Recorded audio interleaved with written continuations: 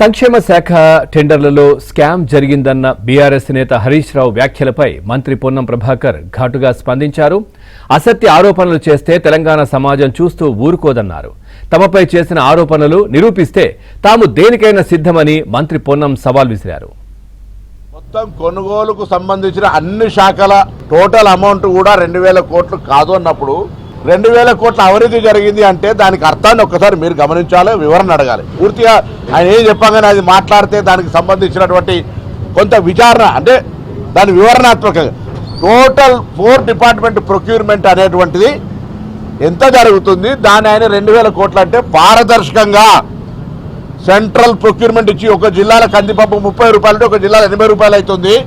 ఇట్లా రకరకాల తేడాలు ఉన్నాయి. గత ప్రభుత్వంలో కరప్షన్ జరిగింది అనే ఆలోచనతోటి సెంట్రల్ ప్రొక్యూర్మెంట్ క్వాలిఫైడ్ క్వాలిటీ ఎక్కడైనా వెరిఫై చేసుకోవచ్చు. మా అనుమతి మంత్రుల శాఖల అనుమతి తోటి సెంట్రల్ ప్రొక్యూర్మెంట్ నిర్ణయం తీసుకొని ముందుకు పోతే ఇలా దాని మీద ఆరోపణ చేస్తా ఉన్నాం.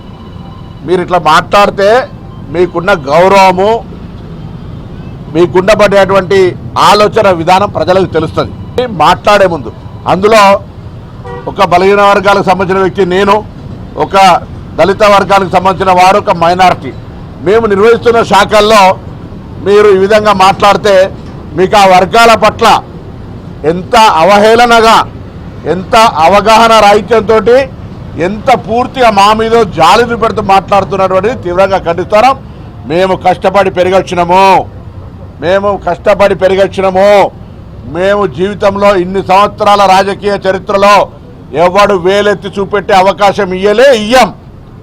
రాజకీయాలు ఉన్నంతసేపు రాజుగా ఉండాలి, రాజకీయాల నుంచి విడ్రా అయితే మన మహారాజులాగా బతకాలనుకుంటున్నాం తప్ప ఎక్కడ అటువంటి అవకాశం రానియము.